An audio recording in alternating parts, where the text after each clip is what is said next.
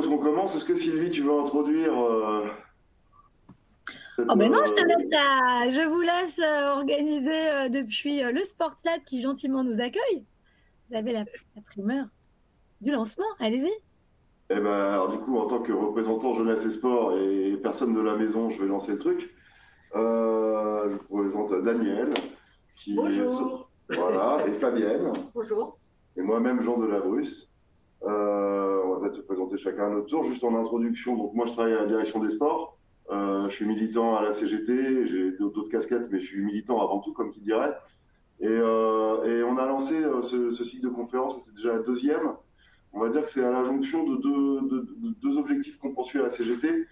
Un qui est lié à la souffrance au travail, comment y remédier, comment y mettre fin, comment être acteur d'une moindre souffrance au travail.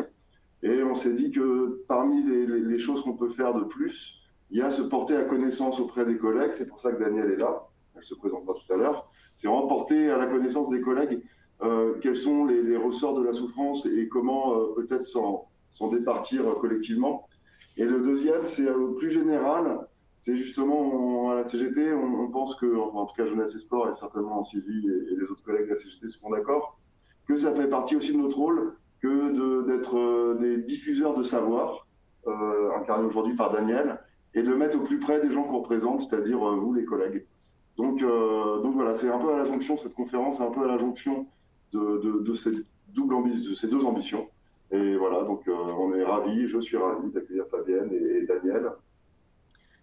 Fabienne, alors je ne sais pas trop comment me présenter puisque j'ai travaillé à la direction générale de l'enseignement scolaire. Je suis aujourd'hui mise à disposition par la même direction générale de l'enseignement scolaire auprès de France Stratégie. Donc je suis effectivement aussi adhérente et militante de la CGT éducation. Est-ce qu'on m'entend, je pense. Oui.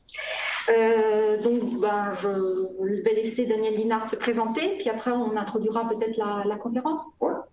Bon, donc Daniel Linard, je suis sociologue du travail, directrice de recherche émérite au CNRS, et je fais partie d'un laboratoire qui s'appelle GTM-CRESPA, c'est-à-dire Genre, Travail, Mobilité, Centre de recherche en sociologie et politique de Paris, qui est associé à l'Université de Paris 8 et l'Université de Nanterre. Je travaille essentiellement sur le contenu et les modalités de la modernisation managériale et ses effets sur les salariés et agents, essentiellement à partir d'enquêtes de terrain. Voilà. Donc en fait, au-delà des deux raisons qu'a évoqué Jean, et disons que la conférence de Daniel Linard s'inscrit dans un cycle. Effectivement, il y a eu Julie Gervais il y a un peu moins d'un mois. Il y aura le 7 février la conférence de Lise Guignard, sans compter également un certain nombre de films sur la souffrance au travail et l'organisation du travail. Nous vous avons invité, madame, pour plusieurs raisons. La première raison, c'est qu'effectivement, depuis plusieurs années, nous sommes alertés par des collègues en souffrance, victimes de brimades et d'humiliations et de maltraitance au sein des différentes directions du ministère de l'Éducation nationale et de l'enseignement supérieur. Alors, on peut dire que l'un des indicateurs, c'est le nombre de rapports des inspections générales qui témoignent de cette situation. Et on peut dire aussi que l'année 2021 était particulièrement tragique avec le suicide d'une de nos collègues à la DGRH, sans doute pour des raisons professionnelles. Après donc le suicide de Christine Renon, cet événement tragique nous a tous profondément marqués. Ensuite, il nous semble que pour lutter contre la souffrance au travail, il faut bien comprendre le phénomène. Et même si vos travaux portent essentiellement sur le secteur privé, même si vous m'avez dit que vous avez aussi un peu travaillé sur le secteur public, en fait, l'approche qui est la vôtre nous semble particulièrement pertinente pour comprendre ce qui se passe en fait aujourd'hui au sein de la fonction publique. En effet, sous couvert finalement de transformation aujourd'hui et de modernisation hier, l'alignement du secteur public sur les principes de gestion du secteur privé, avec cet acronyme, la NNP, le New Management Public, tend à reproduire finalement les mêmes effets, c'est-à-dire la multiplication de situations de mal-être et de souffrance au travail. Donc il s'agit en fait d'identifier les logiques qui sont à l'œuvre en matière d'organisation du travail, de gestion des salariés et d'idéologie qui est mobilisée. Enfin, il nous semble que la dernière raison, c'est en fait aborder cette question à partir de ce point de vue-là. Ça permet de déplacer finalement notre regard. Ce n'est pas l'agent qui est responsable de ce qui lui arrive, mais une certaine organisation du travail. C'est elle qui finalement malmène sa professionnalité et sa conscience professionnelle. C'est elle qui le rend malade. C'est elle qui l'expose aux fameux risques psychosociaux qu'il conviendrait de penser autrement, risques psychosociaux qu'on peut rattacher à ce livre de Robert Castel qui s'appelait « La gestion des risques », sur lesquels effectivement on pourrait aussi faire une conférence. Robert Castel est décédé malheureusement, mais je pense qu'on pourrait trouver quelqu'un qui travaillerait sur qu'est-ce que ça veut dire aujourd'hui la gestion des risques. Donc voilà pourquoi on est très impatient de vous entendre, madame. Nous avions convenu donc d'une présentation de 45 minutes, d'une intervention de 45 minutes, et puis 45 minutes d'échange avec les collègues. Voilà. Merci. Nous vous écoutons. Merci. Alors, n'hésitez pas à m'arrêter ou à me dire il ne reste plus que 10 minutes, par exemple, parce que je n'ai pas de montre. Donc, effectivement, la question de la souffrance au travail, elle est apparue clairement d'abord dans le secteur privé. Parce que la modernisation managériale, certains de mes collègues parlent même de révolution managériale, elle est arrivée au début des années 80. Et puis, elle s'est produite dans le secteur public plus tard, à partir, je dirais, de la deuxième moitié des années 90 à peu près. C'est là qu'on a vu, d'ailleurs, le déversement de la logique du privé dans France Télécom, notamment. Mais moi, je l'ai analysé d'abord dans le secteur privé, et puis je l'ai vu aussi à l'œuvre dans le secteur public à travers d'autres enquêtes, des enquêtes collectives qui montraient effectivement qu'il y avait, moi ce que j'appelais à l'époque un chassé-croisé, parce que le secteur public se rendait un peu à la modernisation, enfin rendait les armes et mettait le service public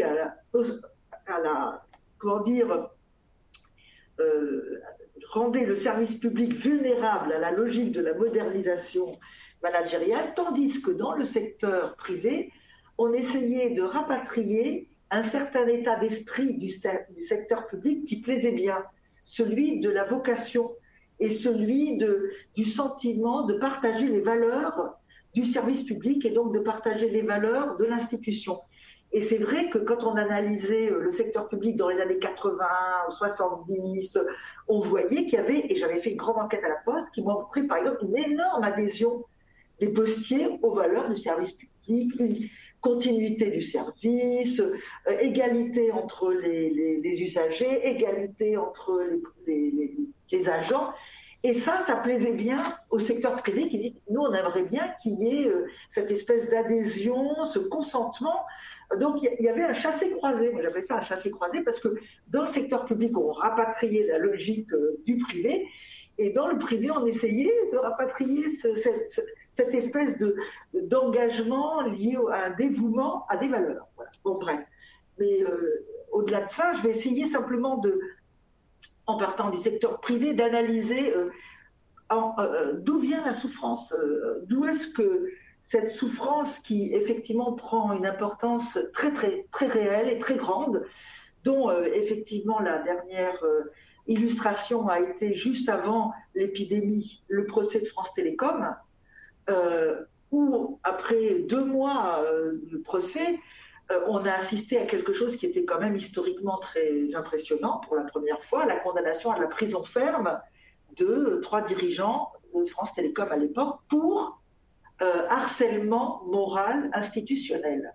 Ce qui disait presque qu'il y avait une volonté délibérée de la direction à l'époque de déstabiliser les agents, quitte à les maltraiter, parce qu'on a souvent entendu au cours de ce procès faire allusion à ce mot de Lombard, qui était le président de l'époque, qui disait il faut en faire partir 22 000 par la porte ou par la fenêtre. Et ça, c'est quelque chose qui a retenti, résonné, parce qu'il y avait eu... Ça, c'est ses propres propos au directeur de l'époque. Ah oui, qui avait été vérifié parce que c'était adressé à plusieurs centaines, voire je crois même 1500 cadres de l'époque qui avaient été réunis rue Saint-Dominique Et donc Lombard déployait sa politique et disait, voilà, il faut aboutir à en faire partir 22 000, et il ajoutait par la porte ou la fenêtre.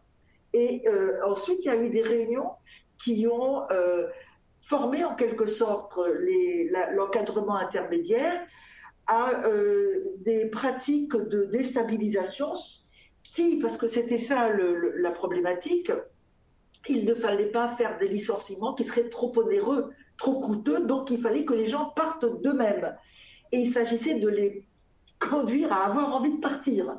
Donc ça en dit long quand on forme des managers à donner l'envie de partir à leurs subordonnés. Bon, et c'est exactement ce qui s'est passé. Alors bon, ils ont dit que oui, quand on disait ça, on voulait dire il faut les former à d'autres métiers, il faut leur donner la possibilité de regarder des offres, etc. Mais en fait, ça a été aussi beaucoup compris par nombre de hiérarchies que par dissuader-les de rester.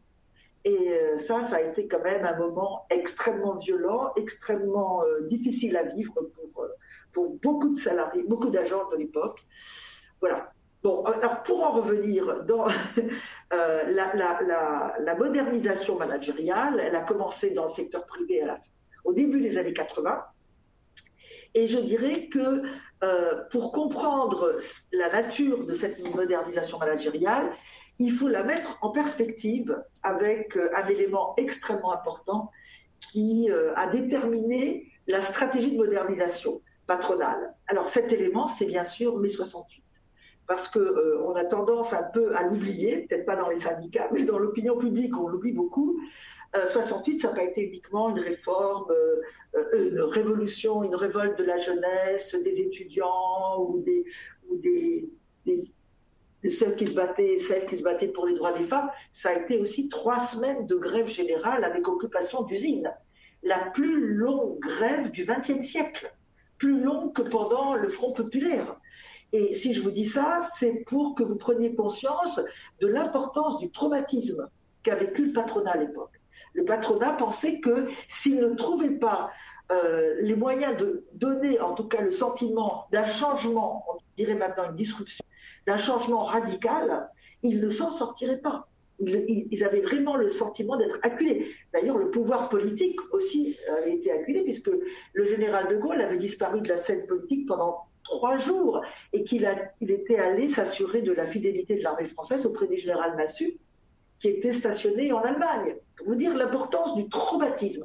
Bref, le patronat se sentait acculé à l'idée il faut trouver les moyens de sortir de là, sinon les jeunes ne viendront plus travailler dans nos usines, on ne pourra plus continuer à exploiter la main-d'œuvre. Voilà.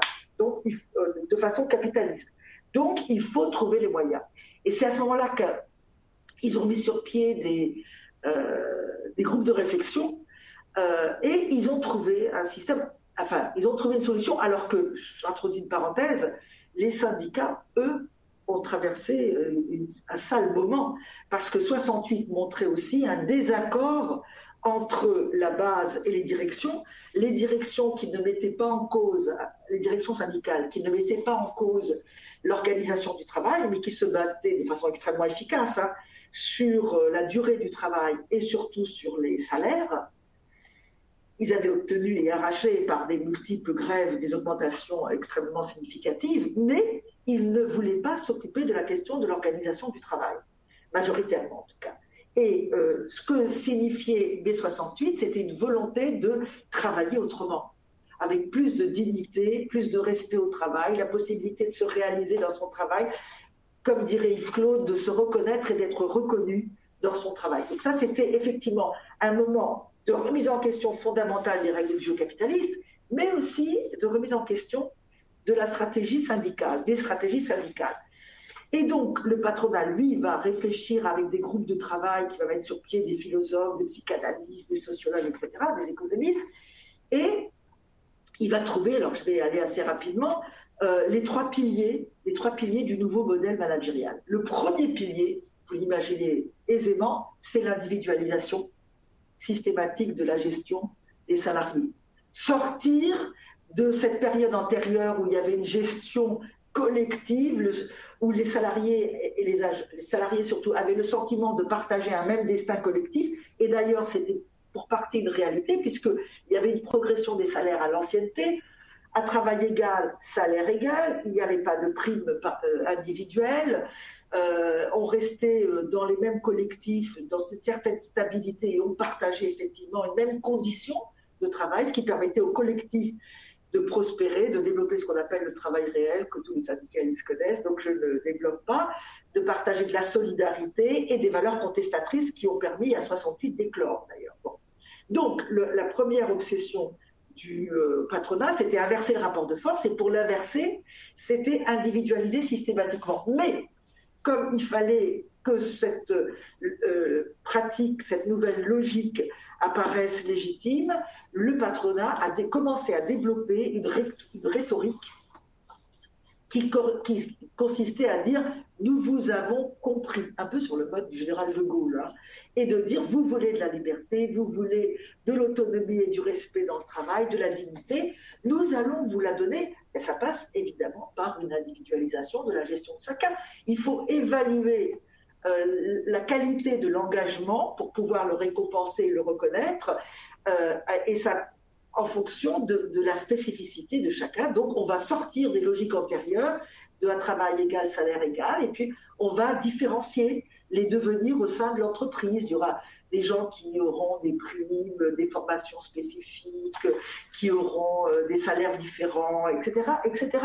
Et je vais aller très vite, mais de cette individualisation, on est passé très rapidement à une personnalisation, psychologisation de la relation de chacun à son travail, et comme disent certains de mes collègues, notamment Vincent de Gaulle et Jacques, une narcissisation de la relation de chacun à son travail, c'est-à-dire que le patronat s'est mobilisé autour de l'idée qu'il fallait saisir chacun dans sa spécificité, je dirais presque égotique.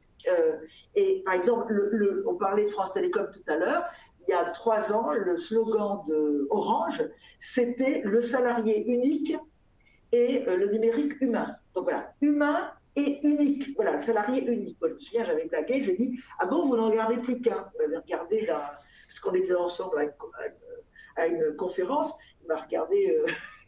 Mais cette idée, on est dans l'unicité, la spécificité lorsqu'on mobilise la force de travail et on met les gens, c'est ça le plus important de leur point de vue de manager, en concurrence les uns avec les autres. Voilà, on les met en concurrence les uns avec les autres, mais on met chacun en concurrence avec soi-même dans une espèce de quête, comme je disais, égotique et narcissique, pour être le meilleur, le plus beau, le plus intelligent, le plus reconnu, etc. etc.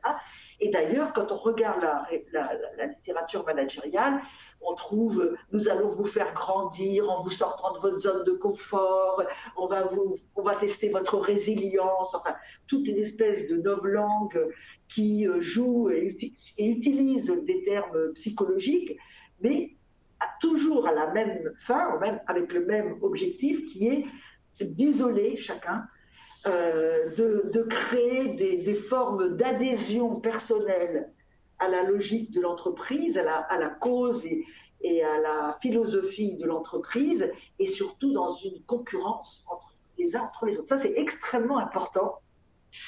Et cette espèce de titillement permanent du registre narcissique, ça enferme chacun dans une espèce d'épreuve personnelle, solitaire, qui fait perdre effectivement le sens et la finalité du travail. On est là pour la cause de l'entreprise, essentiellement pour se faire bien voir de la part de la hiérarchie, et puis pour avoir le sentiment de se réaliser à ses propres yeux et de développer des potentialités qu'on n'imaginait même pas. Donc ça, c'est un premier aspect qui est très très important et qui a énormément changé, d'ailleurs, en termes de souffrance, les modes de vie des salariés et des agents d'ailleurs.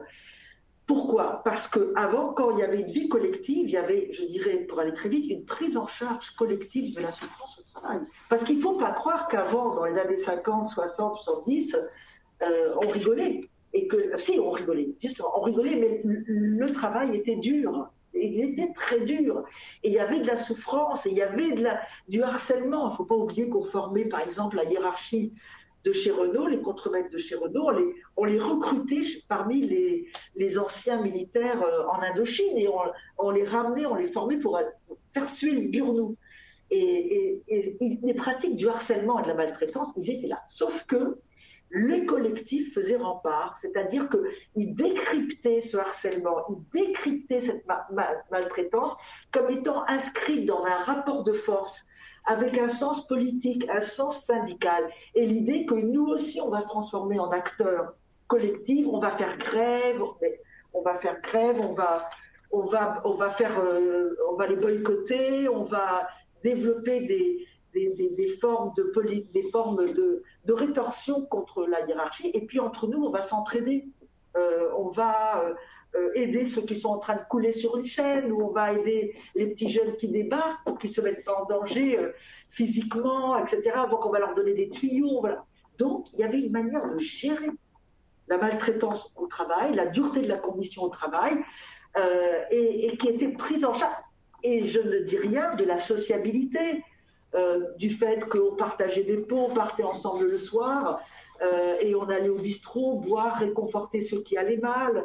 Bref, il y avait de l'empathie, comme on dirait maintenant, il y avait de la solidarité énormément, du partage. Voilà. À l'heure actuelle, face à la souffrance, c'est un des premiers résultats de la modernisation, on n'a pas des collectifs capables de décrypter, de donner un sens à ce qu'on ressent, un sens, je dirais, politique dans le sens noble du terme, et un sens syndical, mais on a des personnes qui sont persuadées que si elles souffrent, c'est parce qu'elles sont défaillantes personnellement. D'ailleurs, c'est ce qu'on leur fait croire, et qu'elles sont trop fragiles, qu'elles ne sont pas à la hauteur, qu'elles n'ont pas vraiment compris ce qu'on veut d'elles, etc. Et surtout, ça ne se partage pas, parce que c'est la preuve d'une insuffisance, d'une défaillance. Et là, au contraire, il faut se montrer toujours au meilleur de sa forme, il faut montrer qu'on est résilient et qu'on est capable de tout supporter. Voilà. Donc, le fait d'avoir fait disparaître les collectifs, c'est effectivement dans l'objectif patronal de diminuer la capacité de contestation et de critique collective, mais c'est aussi avec le résultat de mettre les individus seuls, sans ressources, face à leur souffrance, à la maltraitance, au harcèlement, etc., qui existaient bien auparavant, mais qui étaient pris en charge collectivement. Donc ça, c'est le premier point.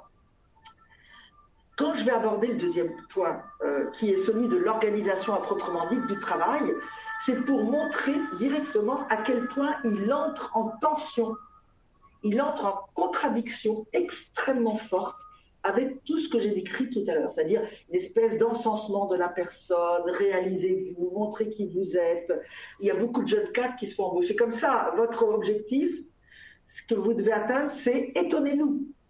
Et prouvez-nous qu'on a bien fait de miser sur vous, qu'on a bien fait... Oui, non mais c'est vous dire, on est dans l'humain, on n'est pas dans la professionnalité. C'est ça qui est très important. C'est l'humain au détriment de la professionnalité. On vous reconnaît, on vous mobilise et on vous fait place en tant qu'être humain, pas en tant que professionnel, professeur de ça, ou ouvrier de telle spécialité, ou je ne sais pas, commercial de telle nature. Non, on vous reconnaît, c'est ça, en tant que personne unique, c'est-à-dire avec ses ressorts affectifs, émotionnels. On parle énormément de l'intelligence émotionnelle.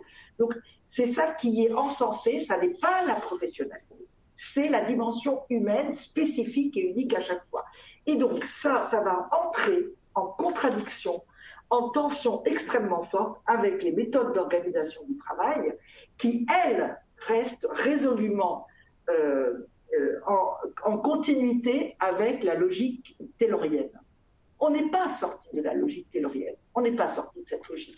Elle est rendue invisible par justement cette nouvelle forme de gestion des salariés, où on met en avant l'humanité de chacun, sa spécificité émotionnelle, etc. Mais quand on regarde l'organisation du travail, qu'il s'agisse des opérateurs, des employés, des ingénieurs ou des cadres de haut niveau, qu'est-ce qu'on voit ? On voit un ensemble énorme de prescriptions sous forme de méthodologie, procédures, protocoles, process, bonnes pratiques imposées, reporting, etc., qui encadrent totalement et de façon extrêmement autoritaire le travail, relayé par la puissance informatique et numérique via les logiciels qui permet effectivement de cantonner le travail à une succession de micro-tâches, un peu comme sur une chaîne de montage, mais qui sont prises en main par les logiciels. Et en réalité, la pensée taylorienne, elle est toujours à la base de l'organisation du travail.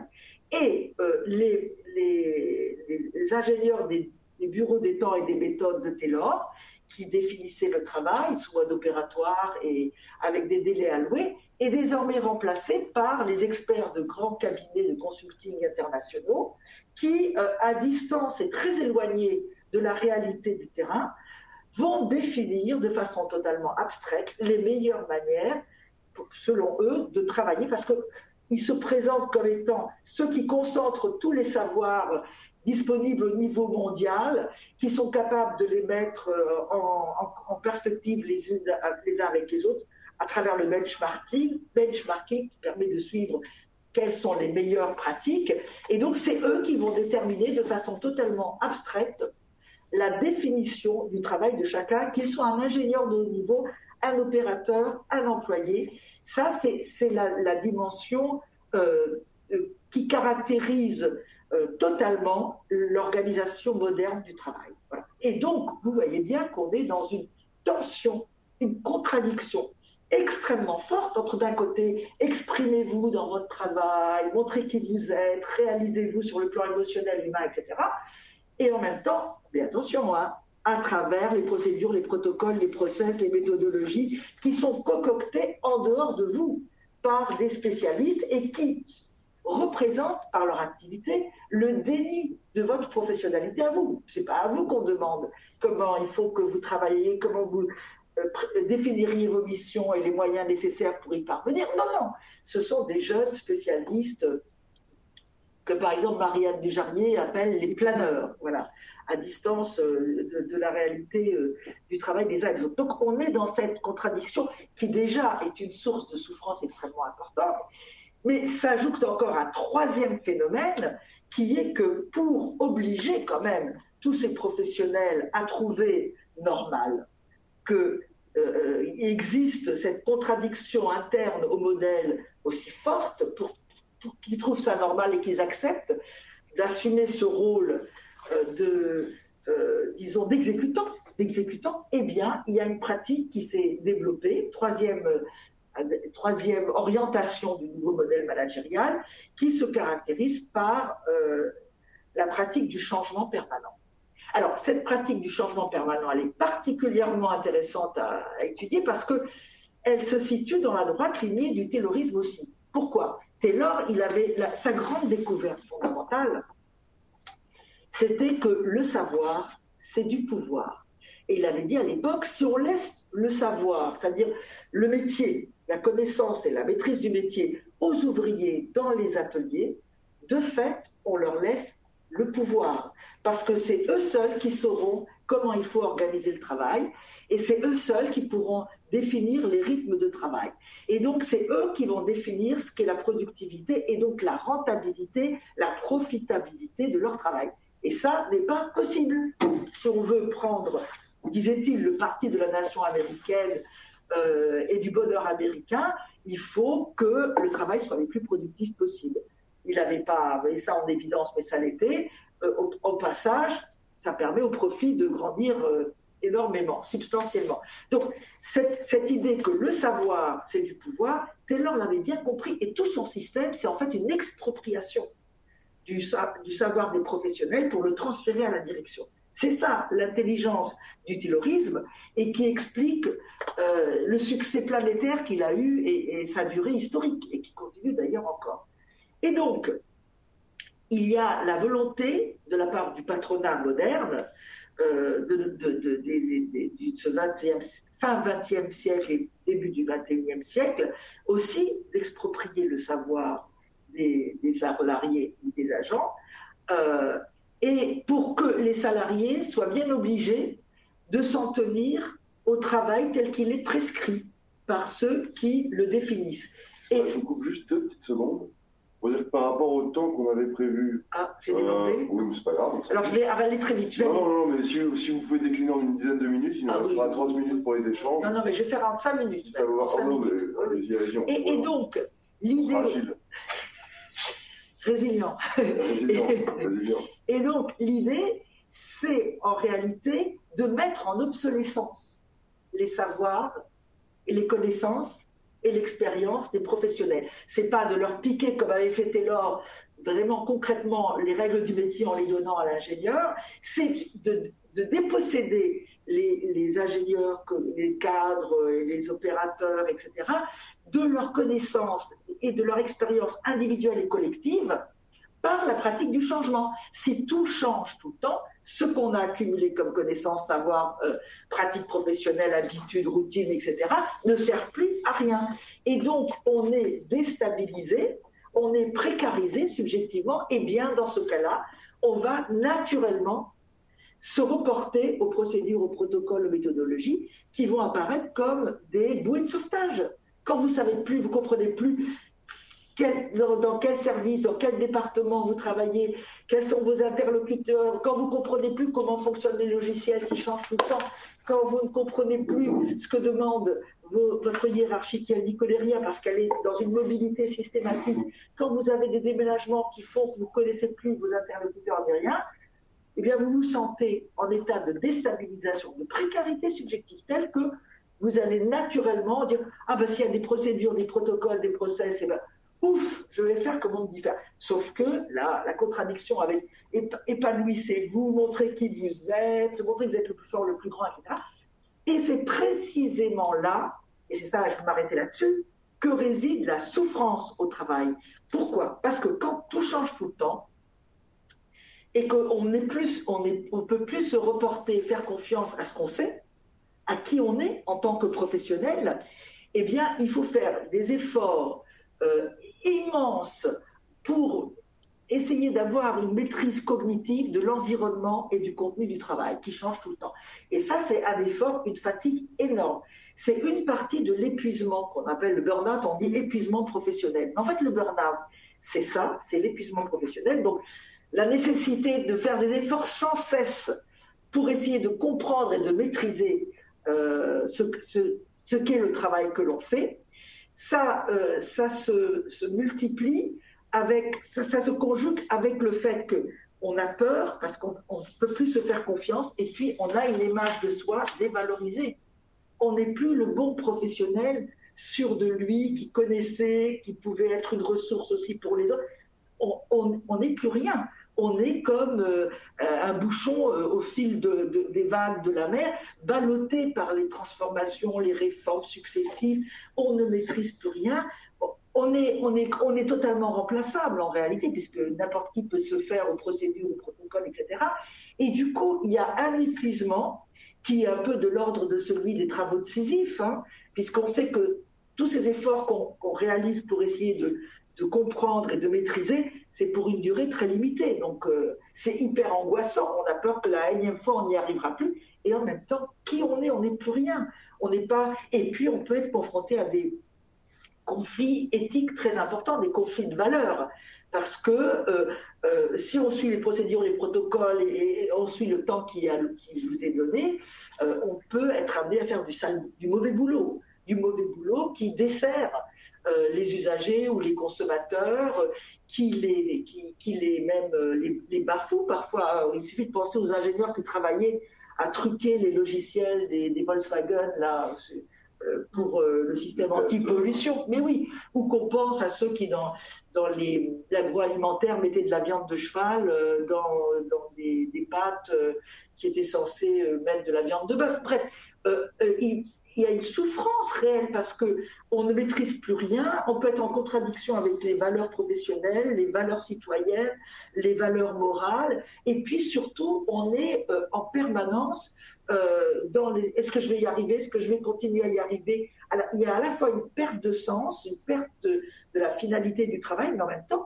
ma place dans le monde du travail, est-ce que je vais pouvoir la garder? Parce que c'est épuisant, c'est fatigant, et puis comme la hiérarchie intermédiaire et l'encadrement en général n'est là que pour relayer la pression on a la base du harcèlement. Alors, je vais vraiment finir pour qu'on discute. Et tout ça, tout ça n'est possible, ne tient qu'à un fil. Ne tient qu'à un fil. Essentiellement, en tout cas. Pour moi, c'est le lien de la subordination. Dans un système salarial où chacun, pour gagner sa vie et pour mettre en pratique ses compétences et ses savoirs professionnels, est tenu d'accepter, dans le cadre du salariat, le lien de subordination, cela veut dire qu'il renonce à toute capacité de critique, de contestation et toute volonté de remettre en question l'organisation de son travail. Il n'a pas le droit. S'il le fait, ça relève de la faute professionnelle et il peut perdre son emploi. Alors avant, comment ça se passait? Eh bien, la subordination, elle était collective, elle était vécue au sein de ces collectifs informels qui n'existent plus maintenant et qui, malgré tout, imposaient une certaine remise en question, une certaine capacité critique. On l'a vu en 68, on l'a vu.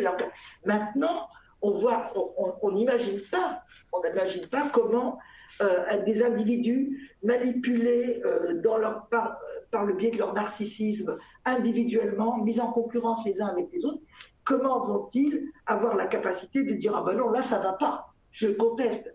Là, c'est la faute professionnelle parce qu'il y a ce lien de subordination qui fait que le patronat est assuré, quasi ad vitam aeternam, d'avoir l'emprise suffisante sur les salariés pour leur imposer quelque système, quelque modèle que ce soit, quel que soit comme dirait le président, le coût à payer en termes de souffrance, de risques psychosociaux, de suicide, etc., où on va nous expliquer qu'il y a toujours eu des gens fragiles et que malheureusement, on ne peut pas faire autrement.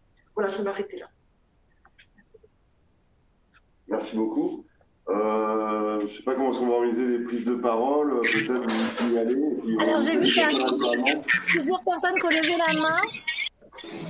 Donc, j'ai vu François Plessis, Dalinda Boussiga et Marie Sport qui ont levé la main. T'entends pas bien? Commencer par François. C'est quoi ça? Il y a quelqu'un qui a rallumé son micro, on n'entend plus personne en fait. Moi, je ne sais pas comment on s'en sert. Est-ce qu'il faut appuyer sur le micro ou On vous entend là, non? La personne qui parle, il faut qu'elle... Allez-y, on vous entend. c'est moi? Je ne sais même pas comment ça fonctionne. Ouais. Ah, voilà.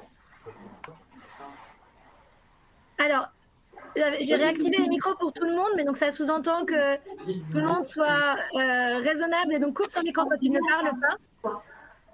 Voilà. Donc, je ne sais pas, François avait demandé la parole. François Plessis. Merci. François Plessis, bonjour mesdames, bonjour monsieur, bonjour à tous. Je suis à l'Éducation nationale, au service de l'action administrative et des moyens. J'ai une question. Vous avez fait le parallèle, madame, entre le secteur privé et le secteur public. Vous m'entendez? Oui. On vous entend. Par contre, Donc vous avez fait, Je vais couper tout le monde sauf François et voilà. Hop. C'est bon, François? Ah non, c'est pas bon. Ah, il faut que je remette François. Attendez une seconde, je retrouve François dans la liste. Parce qu'il a Plessis, c'est pour ça que je ne le voyais plus. Voilà. C'est bon, François, tu as le son. Merci. Bon, rebonjour, bonjour mesdames, bonjour à tous. Vous avez fait le parallèle entre le secteur privé et le secteur public. Certes, dans le privé, vous avez parlé du lien de subordination et dans le public, nous avons l'obligation du devoir hiérarchique. En fait, j'attendais un peu des réponses concernant les solutions à apporter. J'ai encadré dans le secteur privé et j'ai encadré dans le secteur public et j'ai été conseiller de prévention au ministère de l'Intérieur. J'ai observé trop de souffrance au sein de la fonction publique, des suicides à droite, à gauche, surtout au ministère de l'Intérieur, une dizaine par an, c'était trop, c'est énorme, je trouve. Et en fait, aujourd'hui, quelle est la solution pour éviter cela et quelle est la solution pour sanctionner en fait les coupables? Parce qu'aujourd'hui, les coupables, en fait, Voilà. Ceux qui sont auteurs de ces faits sont toujours mis au placard, mais jamais réellement sanctionnés, quelle que soit l'administration d'ailleurs. Voilà. Merci beaucoup. Alors, mais justement, j'avais signalé le procès de France Télécom qui montrait qu'on pouvait aussi sanctionner les responsables. Non, mais c'est un début. C'est trop rare. Comment? C'est trop rare. Oui, mais c'est un début parce qu'il se trouve que, moi je travaille dans un groupe où il y a certains de ces avocats. Il y avait aussi à Renaud-Guyancourt, par exemple, une avocate qui s'appelle Rachel Saada, qui avait fait condamner pour faute inexcusable de l'employeur des suicides d'ingénieurs. De la même manière que là, il y a quand même une condamnation à de la prison ferme. Je ne sais pas s'ils vont le faire, d'ailleurs ils ont fait appel, mais on commence à condamner, et je trouve ça extrêmement intéressant, effectivement, de faire un lien entre suicide, organisation du travail délétère, donc responsabilité des dirigeants, c'est quelque chose qui commence à se faire. Mais je dirais, par rapport à ce que vous avez signalé, je trouvais extrêmement intéressant que au ministère de l'Intérieur, c'était de l'Intérieur, oui, il y avait particulièrement des suicides. Vous savez que, et dans la fonction publique en règle générale aussi, hein, c'est lié au fait, notamment qui avait été bien analysé et mis en évidence par Christophe Dejour, que ce sont les personnes les plus impliquées dans leur travail qui sont le plus motivées par des valeurs professionnelles, des valeurs institutionnelles de travail, qui mettent fin à leur jour. Parce qu'ils rentrent dans un conflit énorme entre la manière dont on les oblige à travailler et puis la manière dont ils voudraient travailler pour être en cohérence avec la finalité sociale et du service public.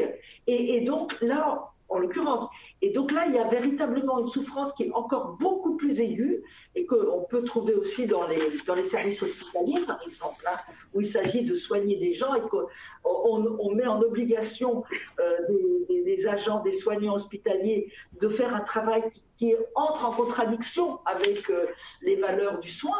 La prise en compte des besoins réels des malades et des patients.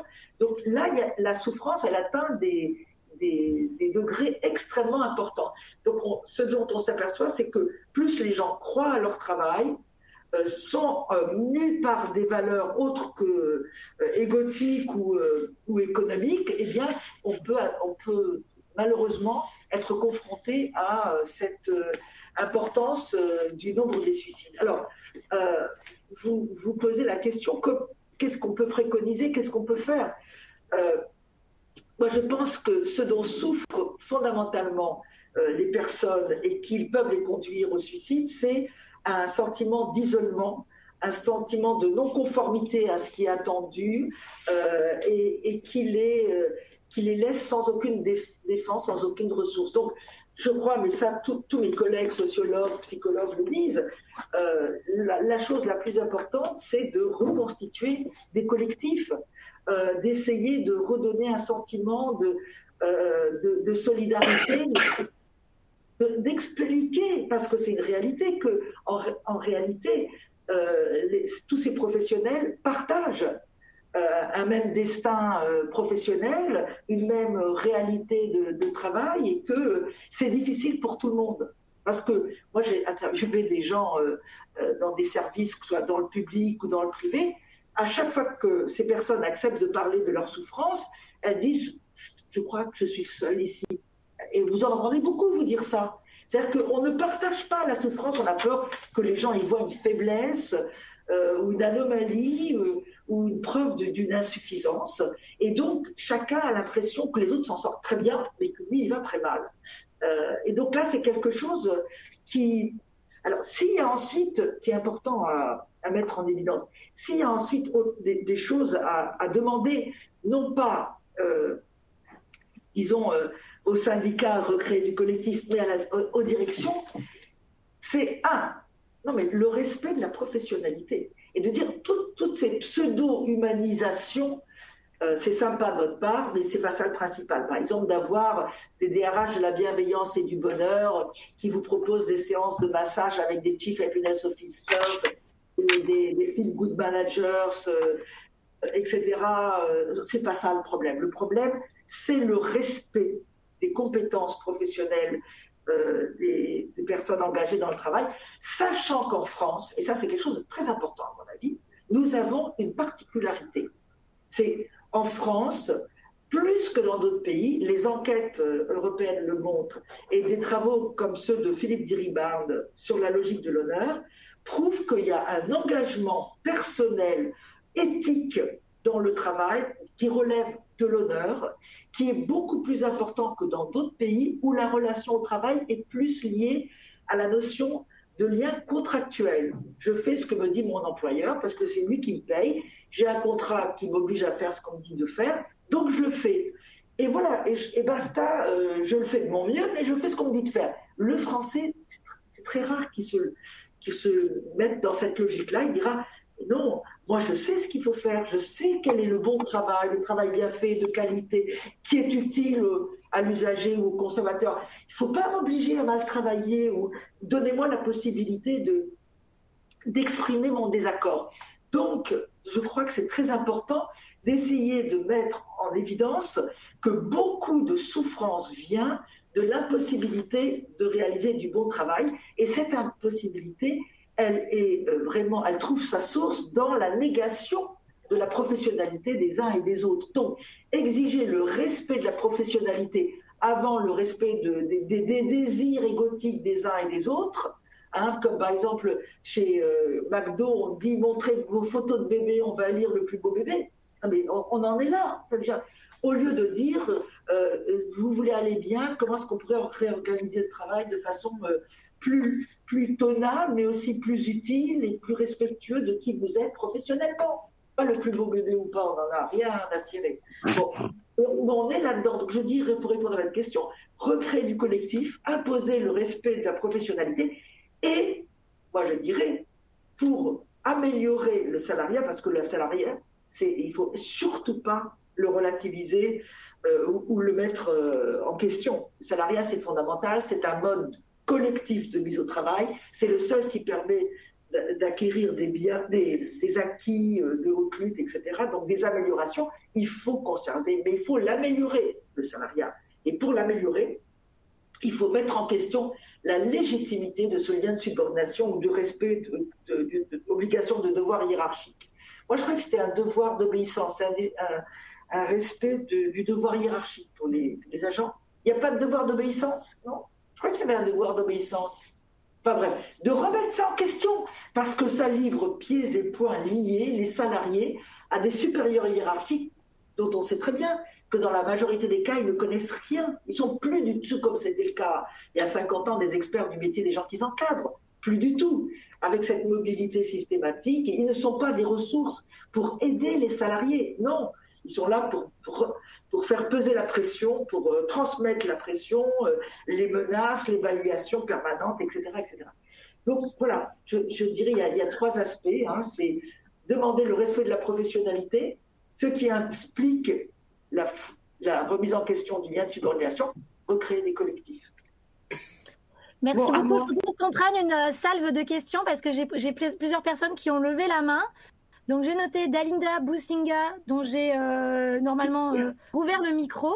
Et ensuite, j'ai Lamia Oufani et Hélène Peitavi. Voilà, pour moi, alors, je peux parler si Dalinda, là, pareil. Vas-y. On ne vous voit pas. Tant pis, c'est pas grave, de toute façon, je suis trop moche. Alors, je vous écoute depuis tout à l'heure. Moi, je suis quelqu'un de très libéral.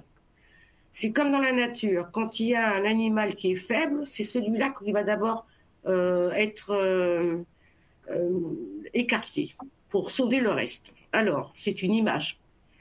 Moi, j'ai fait du privé, j'ai fait du public, et je ne suis pas encadrant. En revanche, je peux encadrer de manière autre que par la voie hiérarchique, puisque c'est un principe intangible dans l'administration. Vous utilisez le mot subordination pour le privé, mais en fait, c'est la même chose. Hein. Bon.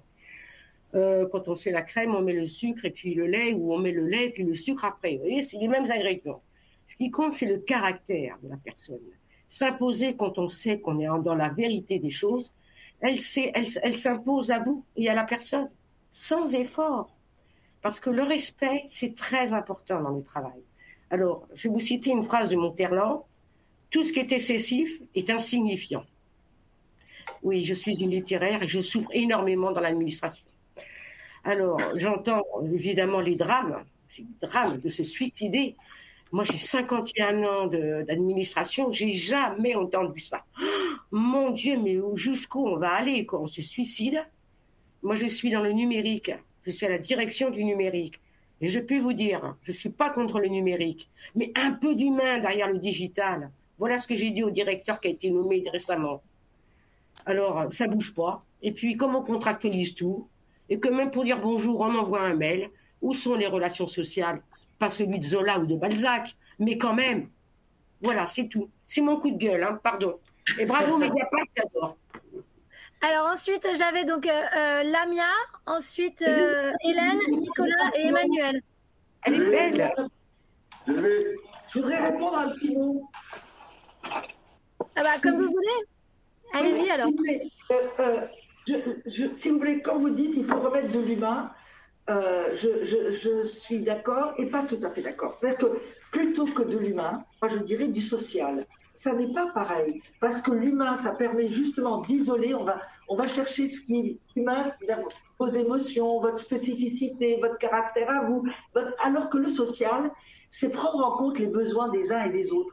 Et donc je pense que si on est dans cette réflexion, il faut réfléchir en termes sociaux. Or, et je termine là-dessus, le travail, qu'est-ce que c'est? C'est une activité essentiellement sociale, c'est pas une activité humaine, c'est une activité sociale, parce qu'on travaille pour les autres, on ne travaille pas pour soi, on travaille pour les autres, avec les autres. Et on cherche à satisfaire les besoins d'autrui. Donc, c'est un travail éminemment et essentiellement social. Et quand on nous dirige tout le temps vers l'humain, l'unicité, etc., on cherche au contraire à stimuler ce qui a de profond, ce qui peut y avoir de non altruiste et d'un peu égoïste dans le travail. Et c'est pas la bonne direction. Voilà. Je veux dire, l'humain, c'est pas par hasard qu'on a des DRH qui disent l'humain, et pas le social, si vous voulez, au sens de, on prend en compte les besoins des uns et des autres et ce qu'ils ont en commun. Alors, Lamia, tu avais une question? Oui, bonjour à toutes et à tous, et puis tous mes meilleurs vœux à tout le monde. Moi, j'ai très bien compris ce que vous voulez souligner. Je voulais y rajouter une nouvelle apparence à la souffrance au travail, en plus du changement, c'est le culte du secret. C'est-à-dire qu'aujourd'hui, que ça soit l'agent, le manager ou même l'encadrant, est complètement isolé, ne connaît qu'une partie des éléments qu'on lui demande de traiter. Et c'est un phénomène qui s'est en plus accentué avec la crise sanitaire, où justement l'élément social, crise sanitaire fait qu'on est un petit peu isolés les uns des autres, et personne du coup ne sait ce que fait son voisin, ou pourquoi, ou comment.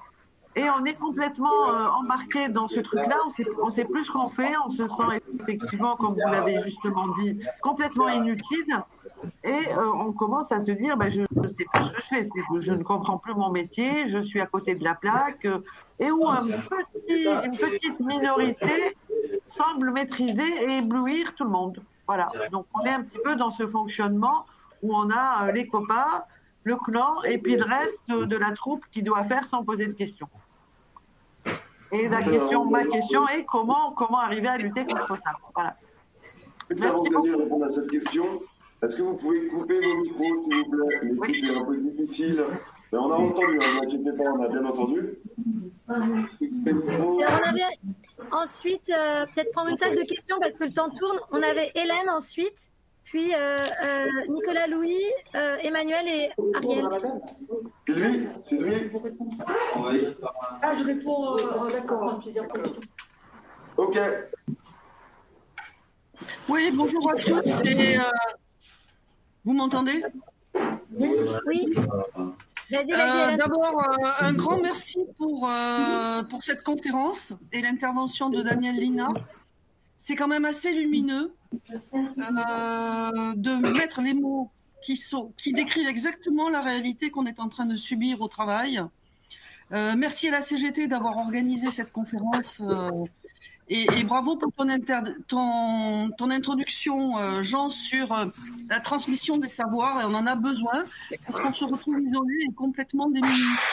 Et alors, sur la première partie de votre intervention, moi, j'étais à fond. Je bosse à la direction du numérique, la même direction que Dalinda et Lamia. Je suis sur le numérique pédagogique. Avec la crise Covid, il y a eu un accroissement du travail. Moi, ma charge de travail, elle a quasiment multiplié par 2, puisqu'on peut quantifier ce qu'on fait, puisqu'on a des outils de traçabilité. Et tout l'enjeu actuel, et auquel je ne peux pas adhérer, et sur lequel je suis très, très en porte-à-faux au sein du bureau, c'est de faire de la com sur ce qu'on fait. Et tout ce qu'on fait, c'est bien. Et bon, évidemment, c'est avec les éléments de langage du ministre, quoi, ou ce qu'on pense être les éléments de langage du ministre. On nous demande, la hiérarchie nous demande, mon chef de bureau me demande d'utiliser les réseaux sociaux, Twitter, LinkedIn, pour faire la promo de mon propre travail, pour faire une mise en scène de ce que je fais, pour dire mais c'est bien, c'est l'aide aux entreprises, c'est l'aide aux tech, c'est les nouvelles technologies, c'est le progrès au service de la pédagogie, etc., etc. Alors que la réalité dément tout l'épisode du numérique éducatif de ces 2 années de Covid. C'est quand même plutôt un échec total. Et donc, c'est à cause des serveurs russes, Hélène, c'est pas à cause de nous. Hein. Rappelle-toi. Donc cette mise en scène individuelle, avec sa propre image, son tweet. Donc, le tweet, c'est le prénom et le nom. Et puis, les gens de l'extérieur, les professionnels vont venir demander à être votre ami. En fait, moi, je trouve ça abominable. Et on n'a pas de charte. Moi, j'ai dit j'utiliserai Twitter quand j'aurai une charte de déontologie d'utilisation de Twitter, une charte professionnelle avec une adresse professionnelle. Je n'utilise pas mon nom et mon prénom. Moi, ça fait 40 ans que je bosse dans l'administration. Je suis rédactrice. Quand je suis arrivée, je faisais des notes. Et même des notes parfois qui faisaient 60 pages. Hein. Je passais mon année à écrire des notes. Et mon nom, il était tout petit. Moi, je suis rentrée à l'administration pour le service public, enfin, avec un objectif. Donc, il y avait Affaires publiques par Hélène Pétavy. Et dans un coin, voilà, au mieux, c'était signé par le directeur, c'est-à-dire c'était endossé par l'institution, mais voilà. Et moi, je ne...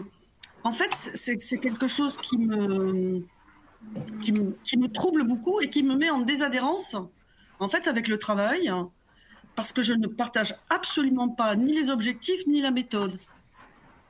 Et je me sens un peu seule, parce que du coup, j'ai l'impression, des fois, je me dis, mais c'est une question d'âge, c'est parce que tu as 60 ans, et donc, bon, ben voilà, t'es has-been, quoi. Du coup, ça génère aussi une question sur la reconnaissance, sur le... voilà. Moi, j'arrête là. Merci Hélène. Peut-être encore Ariel avait demandé la parole. Oui, je suis là, bonjour. Je voulais juste, en complément de tout ce qui a été dit, juste rajouter mon petit point de vue à moi. Donc moi, je suis actuellement à la DGRI et je vais bientôt passer à la DPCI. Je voulais juste rajouter, peut-être dit avec d'autres mots, que malheureusement, depuis la distanciation physique, ça a rajouté de la distance entre les gens. C'est-à-dire que d'abord, on est noyé de mails, comme l'a dit quelqu'un, on a l'impression d'être complètement à la masse ou en retard si on n'a pas répondu. Et merci pour le document, et merci pour l'information que tu m'as donnée, et puis bonne année, et tout ça. On a l'impression que comme on est noyé dans les mails, dès que maintenant on répond plus par merci, ou j'ai bien reçu le document, on a l'impression d'être largué. Donc déjà, ça c'est pesant, parce qu'on est noyé de mails, voilà, tout simplement. Et puis alors, encore plus, le défaut de ça, c'est que quand on se retrouve sur site avec le peu de collègues qu'il y a, l'autre travers, on va dire, c'est que maintenant, quand on se voit vraiment et qu'on dit « Oh, salut, comment tu vas ?» juste pour prendre des nouvelles des gens et recréer un lien social physique, puisqu'on se voit en vraie visu, on a l'impression que quand on te demande comment ça va, t'as passé de bonnes fêtes, on a l'impression, à l'inverse, d'être une extraterrestre, parce qu'on ose parler d'autre chose que du boulot. Et je trouve ça vraiment dommage, quoi. Voilà, c'est vraiment dommage, parce qu'avant... c'était juste normal de demander à quelqu'un comment il va. Alors qu'aujourd'hui, voilà, les gens ne prennent même plus le temps de se prendre des nouvelles des uns et des autres en dehors d'un dossier. Et moi, je trouve ça vraiment dommage, quoi. Voilà, moi, ça me pèse. Donc, ça me pèse et ça m'a pesé. Et voilà. Pas au point d'en être en souffrance, mais je veux dire, c'est un constat que j'espère peut-être d'autres ont constaté dans les couloirs. Voilà, merci. Nicolas, tu voulais prendre la parole aussi? Louis, Nicolas? Oui, tout à fait. Merci pour cette organisation. C'est vraiment intéressant. J'avais juste une question un petit peu technique pour tous. Lorsqu'un groupe d'agents est harcelé par divers moyens, par un manager ou d'autres managers, leurs supérieurs, N+2, etc., au point qu'il y ait des arrêts maladie répétés, peuvent-ils exprimer leur droit de retrait collectivement pour se protéger? On le sait, il y a des managers qui sont très connus pour ça, qui arrivent dans un service, qui harcèlent leurs agents, et là, il y a un vrai risque pour eux, pour leur santé physique et mentale, mais également pour leur propre vie. Merci. Emmanuel voulait aussi prendre la parole, je crois. Oui, bonjour à tous, merci de cette conférence. Alors, il y a deux choses que je voulais dire. Alors, déjà, je confirme que nous parlons bien de devoir d'obéissance, et il y a une expression des plus maladroites qui me fait frémir à chaque fois, qui est on va juger la manière de servir. Hein. Pas la manière de rendre le service public, mais bien de la manière de service. Alors derrière, on peut y mettre ce qu'on veut. Hein. Alors, il y a quand même quelque chose que je voudrais voir, c'est qu'on constate de plus en plus de fuites en avant en se cachant derrière les systèmes d'information. Alors, il y a un déficit de croissance, de confiance croissant qui se traduit par des demandes de reporting à outrance. On enferme les gens dans des demandes de reporting tous azimuts, que ce soit des chefs de projet ou n'importe quelle fonction. On leur demande de remplir des tableaux, des formulaires, par-ci, par-là.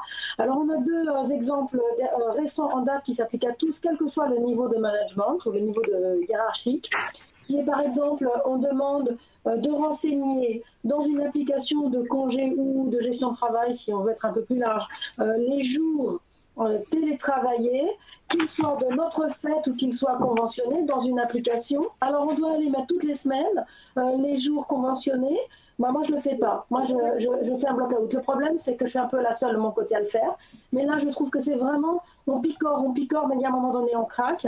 Et puis le deuxième exemple qui est beaucoup moins prégnant ou qui passe beaucoup plus inaperçu, qui est tiens, demain on change le système d'accès au site, alors vous envoyez une photo, puis aussi vous irez demander un badge par un formulaire, comme s'ils n'avaient pas nos noms, nos prénoms dans leur base de données. Donc là, ça c'est pareil, on est assis, on tombe assis. Et enfin, je voudrais dire que quand on subit des harcèlements où on va dire, allez, harcèlement c'est difficile à prouver, on va dire qu'on se sent persécuté par un chef et qu'on s'aperçoit que l'ensemble de la direction finalement fait corps et que vous êtes picoré de toutes parts, que vous soyez seul ou pas, de toute façon vous vous ressentez seul et on met plus de 10 ans à se relever. Voilà, c'était mon témoignage. Et alors j'ai également Dominique qui a levé la main.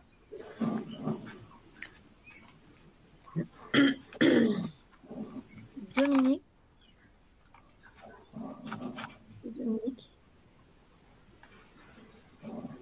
Attends. Est-ce que là on m'entend? Oui. Ah, super. Je voulais vous remercier tous pour cette intervention et vous, madame, je trouve que c'est très clair, c'est très constructif. Et je voulais juste une précision dans ce que vous avez dit. À un moment, vous avez indiqué que le lien de subordination qui existe dans l'administration et qui implique aujourd'hui une perte de sens, de finalité, et la hiérarchie étant là pour relayer en fait la pression, et ça peut provoquer un harcèlement. J'ai quand même l'impression que dans l'administration, le lien de subordination, on ne peut pas le remettre en cause aussi facilement que j'ai cru l'entendre. C'est-à-dire que si on indique à quelqu'un de contester un lien de subordination, c'est effectivement aller au-devant d'ennuis administratifs très récurrents, on va dire. Voilà, donc je voulais voir si vous pouviez nuancer un peu votre propos, ou peut-être je ne l'ai pas bien compris, je ne sais pas. Voilà, c'était la précision que je souhaitais avoir. Merci. Je vais commencer par là. Oui, je pense qu'il y a peut-être une incompréhension. Je ne dis pas qu'individuellement, on puisse remettre en question le lien de subordination. Ça, effectivement, c'est prendre un risque énorme tout seul et ça n'est pas du tout une bonne idée. Ce n'est pas du tout une préconisation, à mon avis, qu'on peut mettre en avant.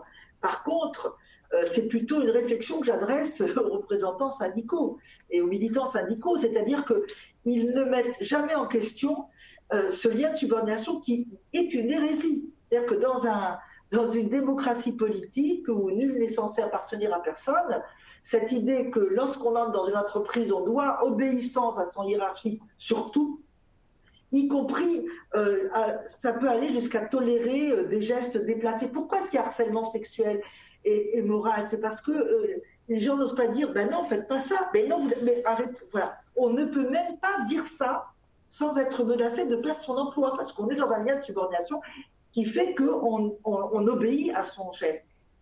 Pardon.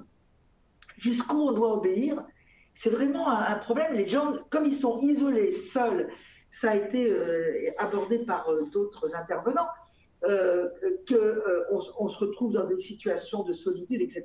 On n'a aucune marge de manœuvre et on est livré pieds-poings liés à des hiérarchiques. Alors ça a été dit aussi, qui ne connaissent souvent absolument pas le travail. Ça a été évoqué par quelqu'un qui disait on a des gens, des encadrants qui ne connaissent rien aux éléments qu'ils ont à traiter, et je dirais que c'est presque une stratégie managériale.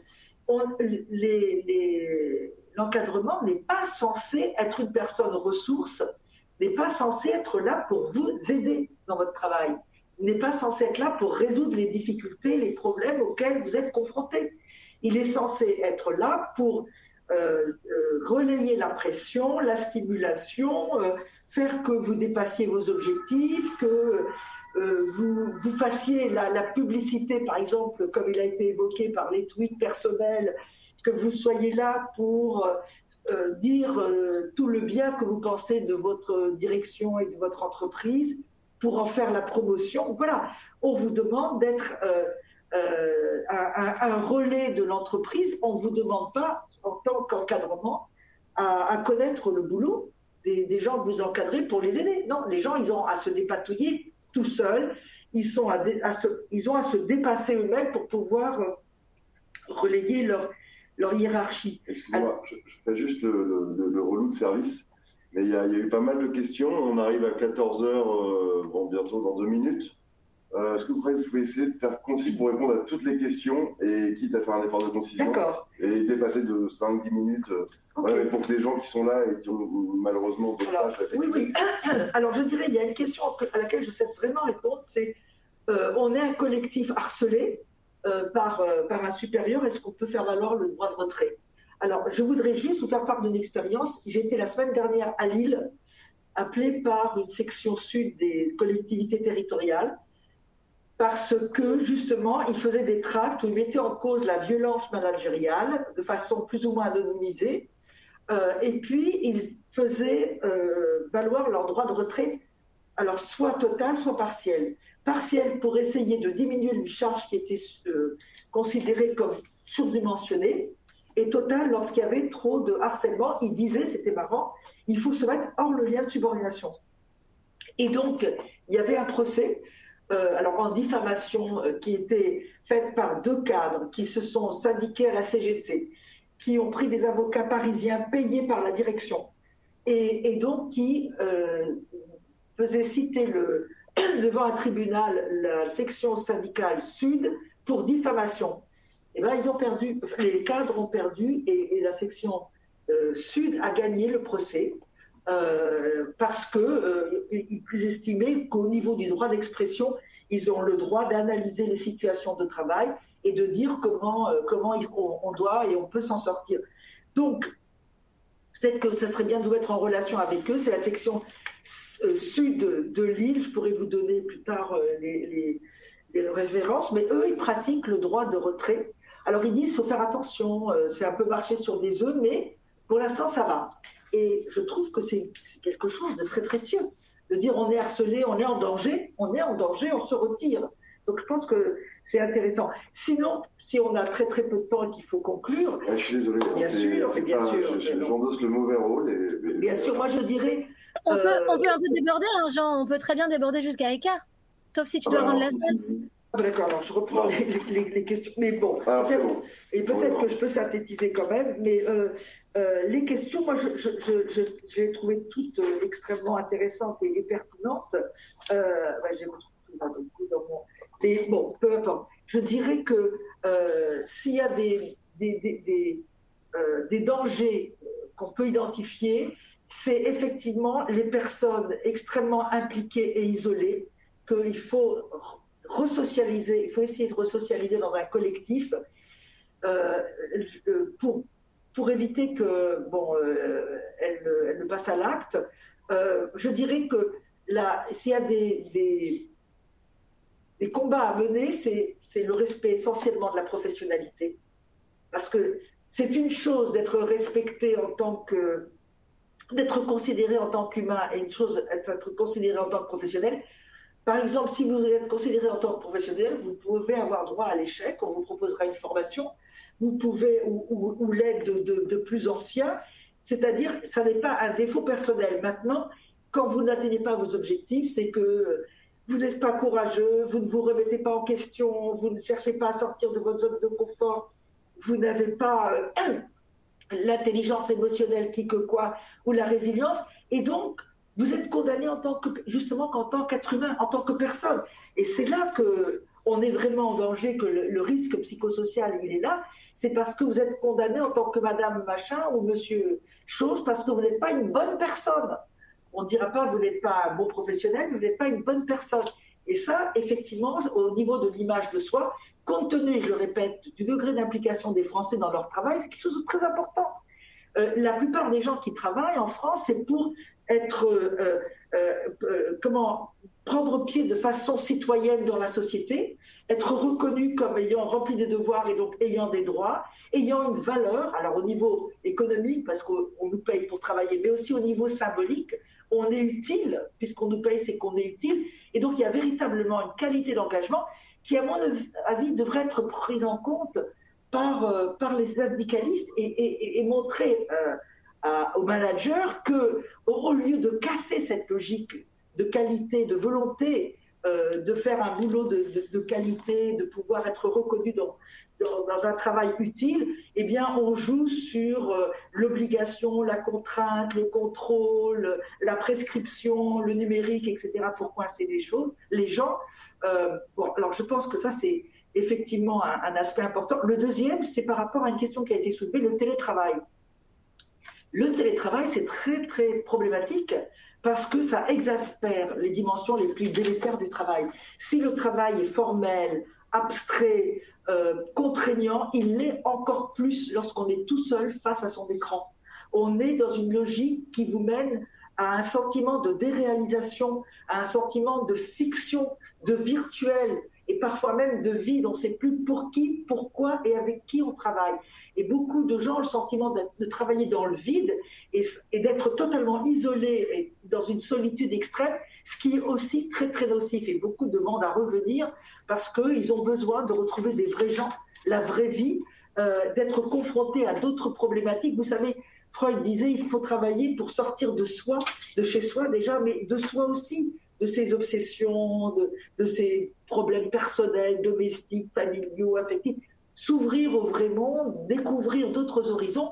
Et lorsque l'on est confiné à son écran, tout seul, dans une logique prise en charge par le numérique, c'est assez effrayant et ça peut nous mener à une société particulièrement inquiétante, surtout pour nous les Français, qui sommes vraiment inscrits dans cette notion de l'interdépendance fondamentale comme à la base de la cohésion de la société. Pour moi, je crois qu'on pourrait presque mettre en relation l'évolution qui se passe et qu'on voit au niveau de l'élection présidentielle. On voit apparaître des extrêmes qu'on n'aurait jamais imaginé possibles.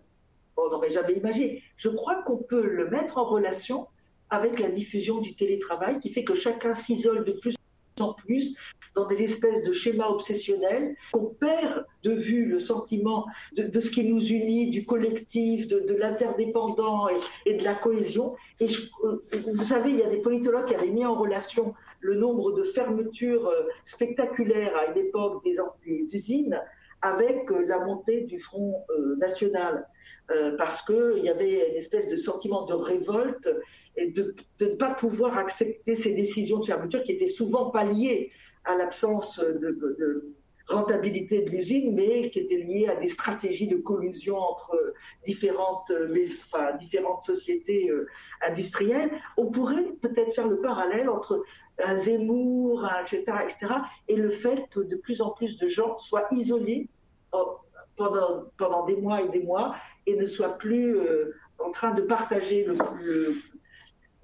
l'idée qu'on est dans un monde où on vit collectivement, on vit socialement et on vit ensemble. Faire un lien entre ça, ça me semblerait peut-être une piste de réflexion. Donc attention au télétravail aussi, il faut prendre en compte que ça correspond à certains besoins, mais il faut prendre en considération aussi les besoins de partager collectivement au travail une vision sociale. Voilà. Alors s'il y a d'autres questions, si on a encore 7 minutes, moi je prends. Hein. Ou lors des indignations, des commentaires, des critiques, c'est bien les critiques. De plus en plus de collègues qui ont quitté la réunion parce qu'effectivement à 14h en général, ils ont d'autres tâches qui reviennent. Alors il y a encore 43 personnes qui sont connectées. On est monté à 60 participants. Mais je ne sais pas si quelqu'un veut prendre la parole. Je ne sais pas si les micros sont rouverts. Attendez, je crois que je n'ai pas rouvert les micros. Je désactive tous les micros. Ce sera plus simple. J'ai vu Dalinda qui voulait reprendre la parole et Emmanuel. Ouais, alors, je suis têtue, mais je maintiens le mot humanisme. D'accord? Parce que j'aime pas le mot social, j'aime pas le mot collectif. Ça désigne tout et rien. C'est comme les pronoms que vous avez bien définis. On m'a dit, tout le monde pense.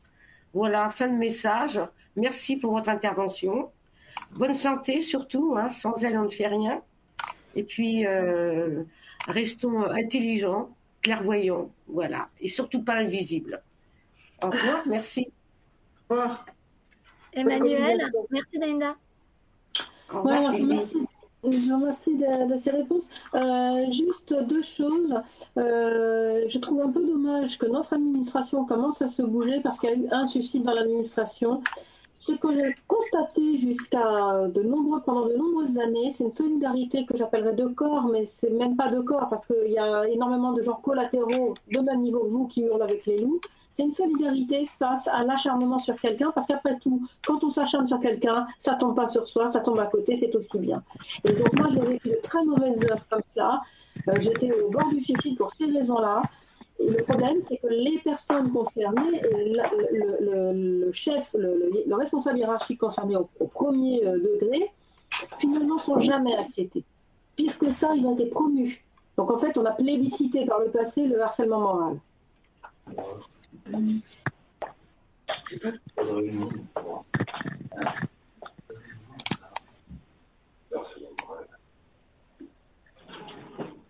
Continue à monter. Oui. Employeur de communication valorise.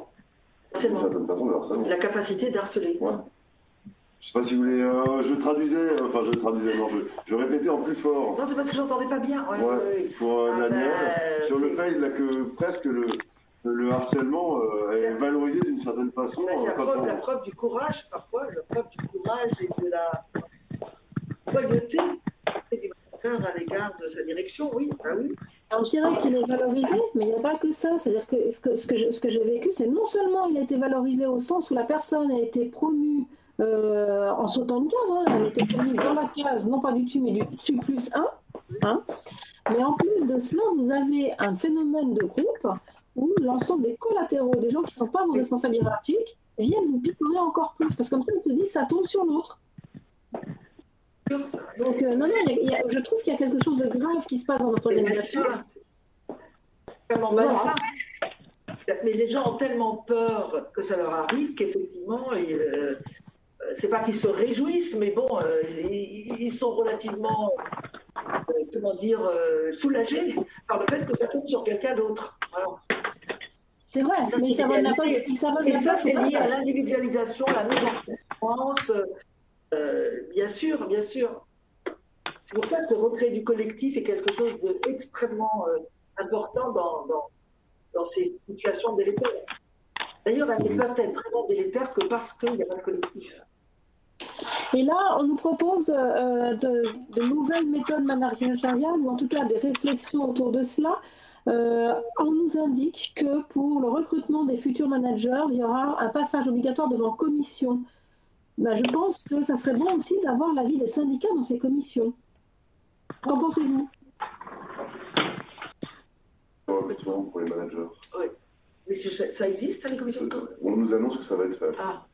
Alors ça, je voudrais intervenir. Ce ne sont pas des commissions au sens commission pour un concours. Hein. C'est que le recrutement désormais est collégial quand il y a un encadrant. La règle en administration centrale, c'est-à-dire que on ne fait quelqu'un qui va être en responsabilité pour encadrer une équipe ne sera plus recruté juste parce que il a rencontré un sous-directeur, mais qu'il y aura à chaque fois plusieurs personnes qui l'auront confronté. Voilà, pour que la responsabilité de recruter quelqu'un qui va encadrer soit endossée collégialement. Oui, mais vous savez, sur le fait de jouer sur l'humain, etc., je ne veux pas rentrer en discussion agressive ou quoi que ce soit avec la dame qui était résolument pour l'humain. Je la comprends très bien de son point de vue, je comprends très bien. Mais il faut voir jusqu'où sont capables d'aller les managers de ce point de vue. Je ne sais pas si vous avez entendu parler, pour faire du team building, de ce cas qui a existé réellement, où lors d'un séminaire, des gens des GIGN, oui, qui étaient payés sur leur temps libre, sont arrivés cagoulés avec des fusils et ont fait semblant de faire une prise d'otage. C'était pour souder l'équipe. Mais non, mais c'est le côté justement pas du tout social mais humain, où chacun met ses tripes sur la table, quoi. Et c'était pour mettre jusqu'où les gens étaient capables d'aller dans le cadre de leur travail. Et alors, il y avait une dame qui était aussi, je crois, DRH ou à la communication, qui était un peu parce qu'ils ont été aussi cagoulés. On leur mettait les mains, on les attachait, on leur mettait la cagoule, et la dame, elle a eu un moment de panique. Donc, ils l'ont exfiltrée pour la sortir du jeu. Et elle était persuadée qu'on allait la fusiller dehors. Hein, pour vous dire, donc elle a mis un certain temps long à s'en remettre. Mais pour vous dire jusqu'où ça peut aller. Et moi, voilà, ça, c'est des choses que j'ai lues, mais ça a été par des journalistes qui l'ont interviewé, des gens qui avaient participé. Mais moi-même, j'ai assisté à un séminaire qui avait été fait une fois par un monsieur qui était un repreneur d'entreprise. Ça, c'était il y a au moins une trentaine d'années. Il était repreneur d'entreprise et il expliquait comment il voulait, avant de dire oui, d'accepter de reprendre l'entreprise, voir la capacité justement humaine de chacun des responsables de l'entreprise. Et il leur avait dit, il s'agissait d'une sucrerie, d'une raffinerie en sucre. Je vous prends si vous acceptez ce que je vous propose, c'est-à-dire de vous faire déposer en Amazonie par un hélicoptère à 8, c'était les 8 dirigeants, 8 de l'état-major, avec une boussole et de l'eau, et de vous récupérer une semaine après, par le même hélicoptère, à un endroit donné que vous pouvez atteindre avec la boussole. Il a dit, je voulais savoir s'ils avaient les tripes, s'ils avaient justement, sur le plan humain, s'ils étaient ce genre de personnes courageuses, dévouées, capables, etc. Et il a dit, ça a été une expérience phénoménale, m'ont-ils dit, parce qu'évidemment, on les a récupérés et tout. Bon, il a dit, il y a eu un viol qui s'est passé, mais il faut voir le degré de temps, mais vraiment comme ça. Il y a eu un viol qui s'est passé, il faut voir le degré de tension dans lequel étaient les gens. Bon, à part ça, il en est vraiment sorti une équipe soudée. Maintenant, il ne pourrait pas le dire, mais ça, c'était il y a 25 ans, ça passait encore. Alors, c'est ça que je remets en question dans l'humain. On voulait voir les capacités humaines de chacun, justement, et on les met sur le grill jusqu'à ce point-là. C'est de ça dont il faut se méfier. Je ne sais pas pourquoi je t'ai parti là-dessus, d'ailleurs.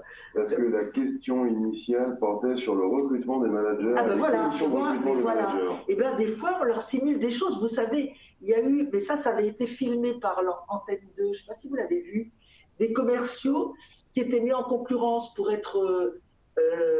ça a été filmé en direct pour être recrutés. Et pour voir lequel était le plus formidable, il devait faire, comment dire, à quel point c'est pervers, faire la promotion de son concurrent, montrer que c'était lui qu'il fallait prendre. Parce que comme c'était des commerciaux, et vous voyez la perversion du truc, vous êtes en concurrence avec quelqu'un sur un poste et vous devez le vendre en quelque sorte. Voilà, pour dire jusqu'où ça va là, on atteint des degrés qui sont complètement surréalistes et qui sont très dangereux.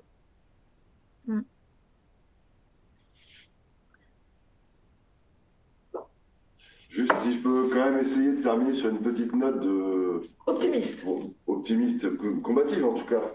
Voilà. Moi, ce que j'ai retenu surtout, oui, parce que peut-être c'est ma déformation syndicale, c'est de recréer des collectifs. Ces collectifs, les syndicats n'en sont pas les seuls garants, on est tous garants de gens qu'on croise tous les jours à machine à café, de moins en moins avec le télétravail, mais enfin, on est tous garants des micro-collectifs qu'on a autour de nous, je pense. Bien sûr. Et on en discutera plus tard avec la CGT, mais comment est-ce que nous, on peut donner une sorte d'assistance, d'accompagnement, on va dire, faites vous-même vos réseaux informels de gens avec qui vous êtes en pleine confiance et vous pouvez dire « je ne vais pas bien, est-ce que tu peux m'aider ?» Le syndicat sera là aussi, le syndicat, les militants de la CGT sont là aussi pour ça. Restez pas seul avec votre souffrance, n'ayez pas honte de votre souffrance, n'ayez pas... mais voilà, pour moi, la projection vraiment tangible, c'est qu'effectivement, la seule façon de ne pas rester seul et d'une et de deux de résister, c'est d'être ensemble. C'est collectif. Et alors, tout à l'heure, je vous entendais, on allait boire des coups. Bon, moi, j'aime bien boire des coups. Alors, à l'époque, on sortait de l'établi. Et puis, moi, c'est pas, j'ai eu un truc dans les ateliers. Bah, on chantait, on discutait, on pouvait faire d'autres choses. Alors qu'aujourd'hui, attends, je suis en mail, je suis en téléphone. Voilà, on faisait deux choses en même temps. On travaillait avec ses mains et puis on pouvait parler. Et moi, ce que je me demande, c'est quelle est la meilleure façon, en tant que militant ou pas, de créer des espaces informels de solidarité où finalement on réapprenne à se dire bah, les gars, on est dans la même galère, on est dans le même bateau. Comment est-ce qu'on se fait plus confiance les uns les autres? Comment je sais qu'il y a des gens autour de moi en qui je peux avoir confiance en sortant de son isolement? Voilà, pour moi, c'est le défi un peu que je vois moi. En tout cas, personnellement, il y en a d'autres, évidemment. Mais c'est celui-là. C'est recréer des collectifs justement pour se donner le droit de s'insubordonner. Voilà. En fait. Et c'est pas si évident que ça, en fait. C'est compliqué. Non, mais je pense qu'il faut réfléchir à remettre en question, parce que le patronat est le seul qui tient des grands discours. Il faut pas être archaïque, il faut aller de l'avant, il faut être disruptif. Eh ben oui, vous les syndicats, soyez disruptifs aussi. Non, mais sans blague. Ouais. Parce que j'ai l'impression qu'il y a les syndicats que j'admire énormément. Alors là, c'est pas du tout que je sois le moindre anti-syndical, mais vous êtes un peu à la remorque. Et eux, voilà, nous les entrepreneurs, nous sommes les courageux, les audacieux, nous sommes dans l'avenir, etc. Et vous êtes archaïques. Qu'est-ce qu'il y a de plus archaïque que le lien de subordination? Mais l'international, elle existe chez les patrons, quoi. Oui. Dans la classe ouvrière, on la cherche encore. La solidarité aussi, hein, malgré la culture, bien sûr, comment. Voilà, pour moi, c'était juste voilà, la CGT dans tout ça, c'est la proximité des uns des autres, et c'est voilà. Alors, il y a quelqu'un qui a... Ah non, laissez la main. Qui a levé la main. Peut-être qu'on peut se dire en conclusion qu'il faut effectivement qu'on arrive à trouver comment paraître alors disruptif, en tout cas, voilà, être plus à l'offensive et être dans la proposition. Bien sûr, et remettre en question. Ils disent les syndicats sont archaïques tout le temps. Non, c'est surtout la CGT, archaïque. Il n'y a rien de plus archaïque que un patronat qui continue à être taylorien et qui continue à s'accrocher au lien de subordination parce que ça tient grâce à ça. Il n'y a rien de plus archaïque. Alors, c'est complètement... c'est à la fois dedans et un peu pas de côté. J'ai entendu ce matin Jean-Jacques Hublin, qui est professeur d'anthropologie et qui va rentrer au Collège de France, il était sur France Inter. Et il disait quelque chose d'extrêmement intéressant. Il disait qu'en fait, l'Homo sapiens a gagné contre le Néandertal. Pourquoi? Parce qu'il a créé du collectif. Oui. Parce qu'il a su se protéger en groupe de l'extérieur. Donc, comme quoi, voilà, nous revenons au social, nous revenons absolument au collectif, contre l'isolement. Se caractérise uniquement par sa socialisation, parce qu'on ne survivrait pas tout seul dans un coin, on ne survivrait pas. L'enfant loup, c'est une légende. Et c'est profondément juste. Nous sommes fondamentalement des êtres sociaux, fondamentalement. J'en suis convaincue, pour ma part. Il ne reste plus qu'à vous remercier, Daniel. Merci à vous d'avoir donné l'occasion de débattre sur ces questions si importantes. Merci. Merci. Merci à tous. Chers collègues.